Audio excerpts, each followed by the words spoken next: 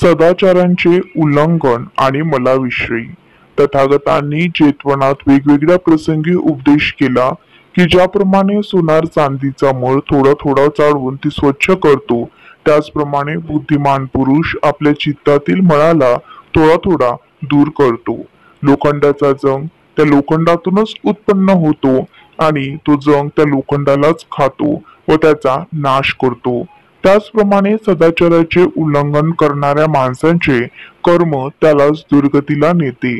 तसेच धम्म शिकवल्यानंतर त्याचे परिपाठ व अभ्यास न करणे म्हणजेच तो धम्मसूत्रांचा मळ आहे.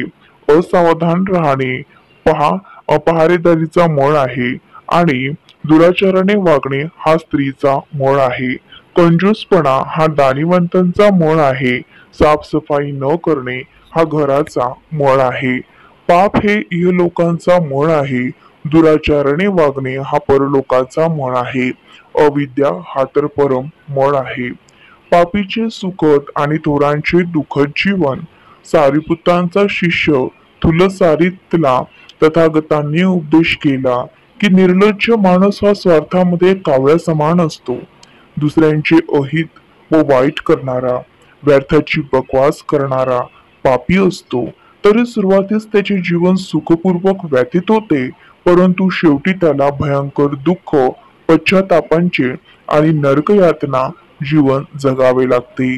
परंतु लज्जावान, नेहमी पवित्रतेविषयी लक्ष ठेवणारा, सचेतनावस्थेत राहणारा, मितभाषी, शुद्धचरणी असतो. अशा धम्मज्ञानी, सुज्ञ व थोर माणसाला फारच कठीण, अडथळ्यांच्या आणि दुःखद परिस्थितींची जीवन जगावे लागते. व्यभिचार आणि आपलीच जळमुळे खोदतो. श्रावस्तीमधील काही उपासिकांपैकी प्रत्येक जण पंचशिलेचे फक्त एक एक तत्वांचं पालन करीत होते आणि स्वतःला धम्मपालनाचे महान कार्य केल्याचे समजत होते.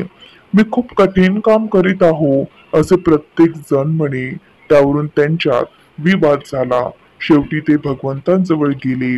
तेव्हा त्यांना तथागतांनी उपदेश केला की जो जीवहिंसा करतो, जो खोटे बोलतो, जो चोरी करतो, परस्त्री गमन करतो किंवा व्यभिचार करतो, दारू पितो, असा व्यक्ती या संसारात आपल्याच हाताने आपलीच जडमुडं खोदत असतो. पंडित स्थवीर.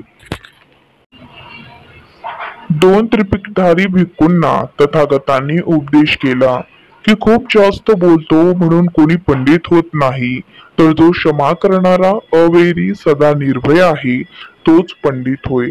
खूप पुष्कळ बोलण्याने कोणी धर्मधर होत नाही, तर जो थोडासा धम्म ऐकून सुद्धा त्यातील एक पंथ तंतोतंत स्मरून सत्यांचे ज्ञान आणि साक्षात्कार प्राप्त करतो, प्रमाद करत नाही, तोच खरा धर्मधर होय.